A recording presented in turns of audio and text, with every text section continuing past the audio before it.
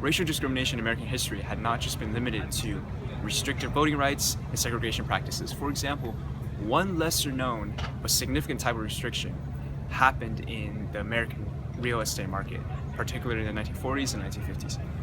This process was reinforced through the legal system by restrictive covenants. A restrictive covenant is a legal agreement that was often included within the deed of a property or house to define who could rent or buy that property. Restrictive covenants made racial segregation in American housing communities possible because it was legally able to keep racial minorities from moving into certain neighborhoods. If a restrictive covenant was violated, the property's previous owner or even the community in which the property resides can bring legal action against the agreement's violator. Although they were created earlier, restrictive covenants were most popular in post-World War II era, large cities and industrial centers such as Detroit and Chicago. Even locally, in San Francisco, San Leandro, and Oakland, this form of systematic racism in housing took place. White communities would not allow American minorities to rent or buy housing because they feared their property values would decline. As a result, these communities collectively agreed to protect their property values by using restrictive covenants to only allow white renters and buyers. This created racially segregated community neighborhoods. White communities often had better infrastructure, schools, and were closer to better paying jobs. Landowners also often took advantage of these minorities by charging high rents and letting the buildings deteriorate, because they knew minorities had significantly less housing options.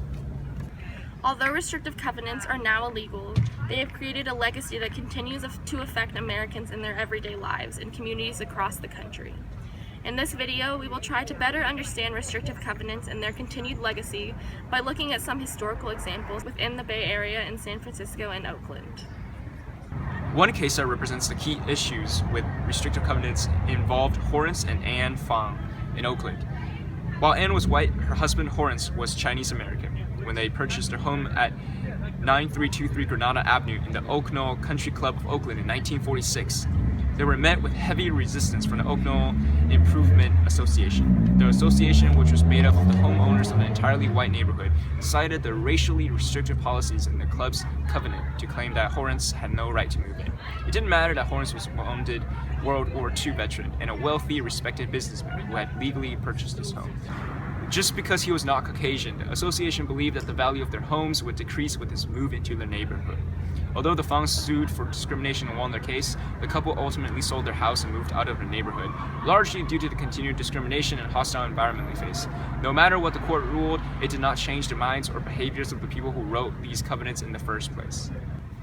Even Willie Mays, the famous African-American baseballer for the San Francisco Giants, was a victim of racially selective housing policies. When Mays attempted to purchase a house in the exclusive Forest Hills area of San Francisco in 1957, he was turned down because of his skin color. It took the involvement of the local NAACP chapter, as well as the mayor of San Francisco, before Mays was able to purchase the house. The restrictive covenant on that property was dismissed due to Mays' status and fame, but in reality, countless minorities continued to fall victim to discriminatory housing practices outside of the public eye. Endemic racism and discriminatory behavior have been strong secondary barriers against full integration and equality in neighborhoods.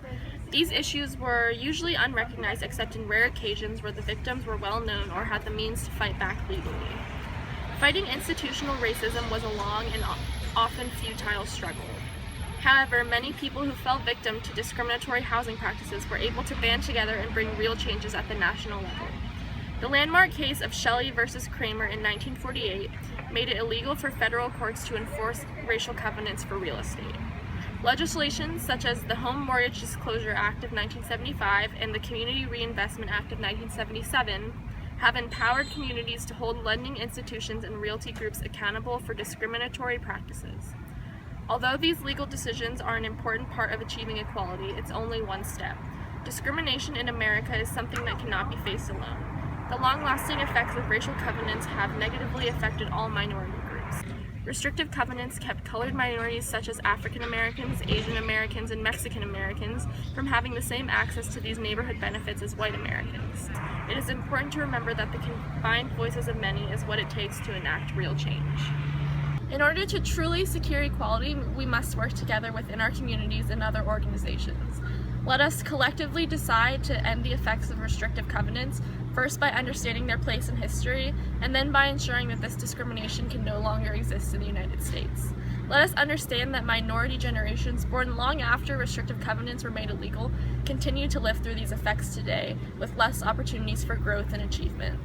Let us hold our politicians accountable for investing in these generations and minority generations of the future. Not every person suffering from discriminatory housing policies has the voice of someone like Willie Mays. Let us be their voice.